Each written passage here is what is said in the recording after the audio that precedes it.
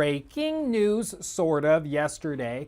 Rockstar, officially, finally, revealed their plans for what they're doing with GTA 6's marketing. Strauss Zelnick, the CEO of Take-Two Interactive, had said a few times that they were going to do something really creative, that they were going to be very against the grain. They were going to work outside of the box and do things people didn't expect with GTA 6. And they are. It's just not like, I think people were hoping creative marketing would be like a demo shadow dropped or something. It's not what this is. It's not what they're doing. What they're doing is, of course, as they revealed yesterday, they are dropping the trailer. Well, it's an extended look. That's how they described it. It's an extended look at GTA 6 dropping exclusively on Netflix for 6 hours. 6 hours. And then it'll go up on YouTube, okay? In the last 24 hours or so, we have had a lot of journalists and people ask follow-up questions on how this will work. But basically, what seems to be the case is that for 6 hours, it is fully exclusive to Netflix. So if you're trying to like co-stream it, strike, you're gone. Okay, Netflix level strikes too. If you don't know, most of the time on like in this universe, when there are like strikes, they just take down the video. And then it's like, yeah, stop. It's like a slap on the wrist, like, stop it. That's it. When Netflix strikes you, usually it's like an actual copyright strike. If you get 3 of those on your channel is deleted fully. One strike can affect your CPMs and like earnings for years after the fact. Like you do not screw around with big like Disney, Netflix, those big guys, and their strikes are insane. And Rockstar is too, to be clear. I still regularly get like copyright strikes that we have to deal with from Rockstar's trailers for like GTA and for Red Dead Redemption 2. Like we had a video somewhat recently where we showed a clip of like Dutch or Arthur talking from one of the trailers for Red Dead 2 from 2016 or 17 or whatever it was. And that was struck. Like it's insane. It's insane. So even Rockstar's crazy, but they've partnered with Netflix to make an Axis of Evil, truly, when it comes to this stuff. But they've clarified that for that first 6 hours, it's Netflix's. So they encourage you to react and share pictures and gameplay snippets and show whatever you want to show once it's public, meaning once it goes live on YouTube. So for that 6 hour period, it's going to be spreading like wildfire on like short form because TikTok is a wild west and you know, it's whatever. But it's going to be crazy because basically what this means is that in order to see that trailer officially, you're going to need a Netflix membership, which is wild. Like they are literally pay gating a trailer. Now it's not like permanent paywalling because again, it does lift after 6 hours, but that's still crazy. Like again, just think of what else gets like paywalled. Like think of what else gets paywalled on Netflix. Like professional boxing events, like the World Cup, the Olympics. That time the dude climbed that skyscraper in Taiwan. You know, like those are the things, those are the big events that get paywalled. And a trailer for Rockstar's next video game is getting the same treatment. What? It's crazy. It's wild. It's wild. But that's where we are. That's where we are. That's how big Grand Theft Auto 6 is. That just a trailer is being treated like a sporting event. It's wild.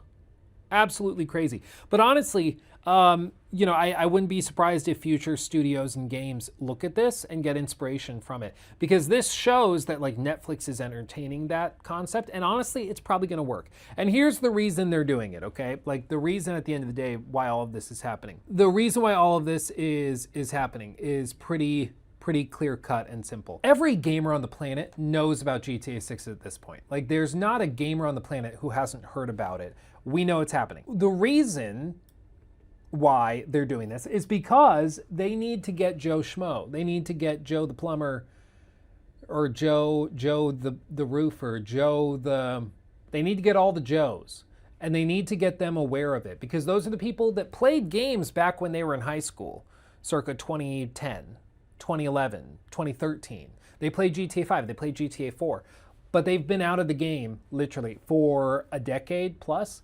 and they don't have a gaming PC, they don't have a next-gen console, they don't have any of this stuff. And Joe the Builder and his brother Robert, Bob, they need to get those people aware of the game and to spend money on the hardware to get access to it. That is why they're going to Netflix. That's why I think when they say like creative marketing, I expect that they're going to have another event where they like, yeah, we're really excited to announce Jojo Siwa is going to get to play the game first. And it's going to be because they want to get it like in the hands and in front of, for lack of a better term, the normies. Like they're going to have Snoop Dogg come in and play it with Martha Stewart at her palace in Martha's Vineyard. Is it her vineyard, by the way? I always wonder why it was called that. That's what they're going to do. They're going to go very, very standard. Like mainstream, I guess I should say. If you're hoping to like see an event where like they have the Burnt Peanut play it, maybe they do that, but I'd be surprised. I think most of what they're doing is that they're going to spend money on the quote unquote normies to get access to it. Because I think that realistically what's going to happen, I don't think Netflix is trying to get people to sign up for Netflix for this. Maybe there will be some people who do, but I can't imagine it's many. I mean, it's 6 hours of exclusivity. How many people? Like, I know some people are like, well, there's going to be stupid people who sign up for it to see the trailer. Bro, who in the modern day is not aware that if something drops exclusively on Netflix, who is not aware that it's going to instantly be shared to X and to TikTok and Instagram Reels? Like everybody knows the second it drops, it's going to be spread everywhere. I mean, maybe that's, as they say, a tax on stupidity. Like if you're stupid enough to spend $10 to see the trailer 5 hours, 6 hours early, maybe you deserve to lose the money. I don't know. But at that point, I wouldn't feel that bad for you if that's what you did. Like if you are so impatient, you cannot wait 6 hours for it to go up for free on YouTube. What are we doing? But anyway, maybe that's insensitive of me. I think I think that this probably is not the first or probably not rather the last studio to do this. I wouldn't be surprised if other companies like CDPR, for example, are thinking, oh, maybe for Witcher 4 or the sequel to Cyberpunk. Maybe that's one that we consider doing an exclusive reveal with Netflix or something. Maybe that's one we could look at. I wouldn't be surprised if Nintendo is considering that. Like, if you think of how much like Animal Crossing appealed to the normie crowd during COVID, I wouldn't be surprised if they do like reveals on Netflix. Because again, it's less about getting new signups. I think it's more about Rockstar wanting people to like turn on their TV when they get home from work and see GTA 6 Deep Dive. Oh, I think I heard somebody mention GTA 6. I played Grand Theft Auto back in the day. Let's see what this looks like. They click play and they're blown away. And they say, I need to order a PlayStation 5. And they get on and do it. That's the goal, okay? It's not about you and me. It's about the people who have been disconnected for a while. That's kind of the goal. I think targeting normies only made sense if it wasn't exclusive to Netflix for 6 hours. This is about money. Are you saying like Rockstar is only doing it because they got a paycheck from Netflix? Well, to be clear, that helps. Nobody's going to pretend like they got this deal for free. I at least hope nobody thinks that they got it for free. Netflix paid them for this exclusive reveal and drop. What that amount is, some industry analysts have estimated it's like 30, 40, 50 million dollars. Some people are saying like $100 million for the exclusive. I'd be surprised if that's what it is or if that's how much it is. They, if they had other stuff where like the full like 4K copy is only available on Netflix, YouTube's going to be 1080p, maybe then I could see like there's a benefit to signing up for Netflix to see the exclusive look. But it's too early to say. I think they definitely paid in the tens of millions, but I don't think I'd be shocked if it was over 100 million. Like ads paywalled, what a year. Yeah, well, this is where we are. Everything's getting paywalled. You'll own nothing and you'll like it. Everything's going digital. I mean, the list just goes on and on. Hardware is so expensive. News just broke that all of the DRAM and stuff for next year has already sold. Like the RAM that they've not manufactured yet has already sold through next year, which is wild. The manufacturing capacity is already at the max. But anyway, all of that said, that's where we are. They're doing an extended look at GTA 6. They're doing that on the 27th. And then that night, 6 hours later, they will drop the same footage on YouTube for everybody to break apart and enjoy. And that will most likely be the first domino that sets into motion the big cascading series of events leading up to launch. Now, people have looked back at how they marketed Red Dead Redemption 2 and some of the latest statements made to Variety in a piece that was just posted today, breaking down kind of what's going on and what Take-Two Interactive is doing. And they're trying to break all this down and figure out what's going on.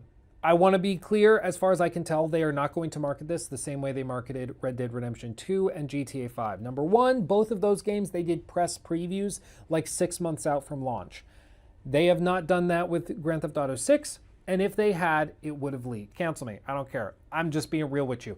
Like, you think of how many things leaked in the last like year with just like even stupid stuff. Like there were the Black Flag Resynced previews, where YouTubers and media outlets from like Brazil were leaking and dropping their articles hours or even days early in order to get early clicks and engagement. Like, if that happened with Black Flag Resynced, if that happened with Assassin's Creed, with the Ubisoft game, imagine what would happen with GTA 6 if they had given access to like press and media to preview it early. It would instantaneously leak. It would start to spread around. And I get it. Like, some people will say, well, but Luke, this is GTA 6. Nobody wants to be blacklisted or whatever.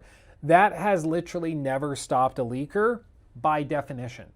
Because every leaker knows that if they leak, they're going to be blacklisted, and they do it anyways. Because the incentive and the potential for the clout is too valuable for them to resist. Again, you can't fix stupid. It is what it is. So I don't think they're going to do that. I'd be shocked if they do the same kind of structure of marketing that they did with Red Dead 2. I think what they're realistically going to have lined up is that they'll have this extended deep dive in late August. In September, they might do another trailer or a trailer for like the online mode that comes after launch. As we hit October, that's when you get in the final push up to launch. That's maybe where you'll see press previews of some sort, where they'll have like 5 or 10 outlets, big outlets that are given access to the game, and I think that's it. I don't personally expect hardly any content creators to be invited, no streamers, no YouTubers, maybe TikTokers, because like big, again, if we're talking about trying to appeal to like normies, TikTok has a huge normie audience, so I could see maybe a few big TikTokers being invited. But I would be shocked if it's many. I think it's going to be a really tight crew that is brought in for this stuff. And other than that, it'll be pretty much radio silence. Now, there was this piece put up by Variety where they basically interviewed a bunch of people and talked about kind of what they're doing. Video game publisher Take-Two Interactive drew $1.39 billion in sales from April 30th or April 1st through June 30th, the quarter during which it opened pre-sales for Grand Theft Auto 6, even as the company's losses widened. During a call with analysts later Friday, Take-Two CEO Strauss Zelnick said that GTA 6 had, quote, an exceptional start to pre-orders, which were open for 5 days during the quarter, but did not disclose specific sales numbers. Quote, I can say that the level of pre-orders is unprecedented and astonishing, and we're very grateful for that. But they are so unprecedented that we just don't know how it'll translate into sales, which is a question I answered earlier. We genuinely don't, and we just don't believe in claiming victory before it occurs. It seems like whatever that number is, because I'm trying to look at this just practically, okay? Like, if the number was insane, if the number was 20 million pre-orders, you'd think that they would go and brag about that, right? Like, you'd think that they would lead with that, but they don't. They don't. And I think the reason they don't is because they are concerned that the numbers could provide a false expectation. Either they're worried too many people pre-ordered or so many people pre-ordered that it's not going to give a good idea of trajectory. A lot of what happens when pre-order numbers come in is that those are then used to project, okay, between now and launch, we'll hit this number, and then we multiply that pre-order number by 5, and that gives us day one sales. Because usually only like 20% of copies are pre-ordered, so multiply that by 5, and that'll give us like the total day one sales. They clearly are worried that the math is funky on this. Like, because GTA 6 is such a big thing, maybe they have way more pre-orders than they would typically have. Or like that's going to change the momentum. Everybody pre-ordered now, and it's going to be flat for the rest of the period until we get up closer to launch. They're worried about the numbers in some way, painting an unrealistic picture. Because as we know, what happens when, or refunds, maybe, or just canceled pre-orders or whatever, that could also very well be a concern for them as well, for sure. I think that that's probably fair. They're worried about people pre-ordering multiple copies that they don't realistically need. But I do think it is interesting that they declined to provide specific numbers, because I think pretty clearly he's saying the numbers are unprecedented. You would think they would share those numbers. In this case, they don't see much of a benefit for sharing specific numbers because they think that they could be used to misconstrue stuff, which is fair. As we know, there was a quarter recently, I think it was AMD like 3 quarters ago or something. AMD like beat and surpassed expectations on a bunch of stuff. More money on data centers, more money on this and that. But because they had to like adjust what they previously said they were going to make, the stock dropped like 10%. And so even though they surpassed and nailed it across the board, because they didn't nail it as hard as they said they would previously, that caused the stock to drop. And so for Strauss and the team at Take-Two, like, sorry, there's sirens going by. But because Strauss and like the executive suite at Take-Two, they are specifically looking out for shareholders and keeping the stock price high. They don't want to disclose anything that could potentially be used later to say, well, you said you had 20 million pre-orders, and so we thought you were going to sell 50 million copies day one. You only sold 45 million copies day one. Thumbs down. Even though that's insane, that could be what they're concerned about. Now, beyond this, they kind of go on and describe some other things. Quote, this is Strauss continuing on and describing all this. Pre-orders for GTA 6 launched on June 25th, one day after Take-Two Interactive's Rockstar Games revealed pricing details would be $80 for the standard edition, which can be purchased for or as a digital or physical copy, which includes a code in the box rather than a disc. The ultimate version will cost $100 and include an exclusive collection of premium vehicles, weapons, apparel, and action threaded across all aspects of the game. Quote, I think that Rockstar got it right in terms of the pricing of the standard edition and the pricing of the deluxe edition. And I think there's no doubt that consumers are really excited about both, Zelnick said on Friday. And I think depending on your own ability to pay and how avid a customer you are, or a consumer you are, you can choose between them. But the pre-orders have been exceptional, and we're happy with the mix as well. It's the video I made back when the pricing info dropped, I just titled it, I think it was something along the lines of like, the GTA 6 situation just kind of sucks. And that's how I still feel about it. Like, I personally, one of the biggest problems I have with the industry today is that the younger generation has been left behind. And also, like, the young people and poor people have kind of been left behind. That's why so many of them have flocked to, like, frickin' Roblox, because it's free and accessible and approachable and it doesn't cost an arm and a leg. And breaking down gameplay experiences between the haves and the have-nots just sucks. Like, having an $80 version already is like, that sucks. And then going and having a $100 version that has a bunch of bells and whistles you don't get otherwise, unless you have an extra $20, that just also kind of sucks. Like, I get it. I get why it's a $3 billion game. I get that. It still sucks. You know, like, I can acknowledge that this is the most expensive game ever made and that this will need a lot of money to make do and blah, blah, blah. I get all that. It can still suck, though, at the same time, okay? Like, they are worried about their bottom line, and I'm worried about my bottom line. You know, like, I'm frustrated by all of that.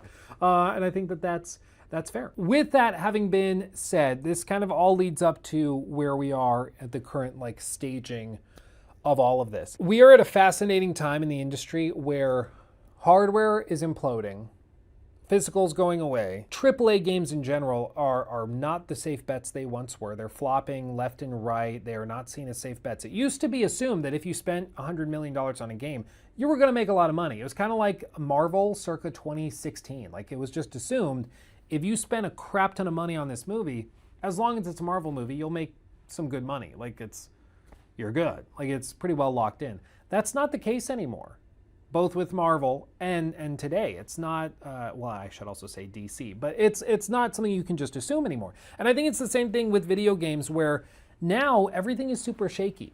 And the one pillar that's been assumed to be immune to all of that is, of course, GTA 6.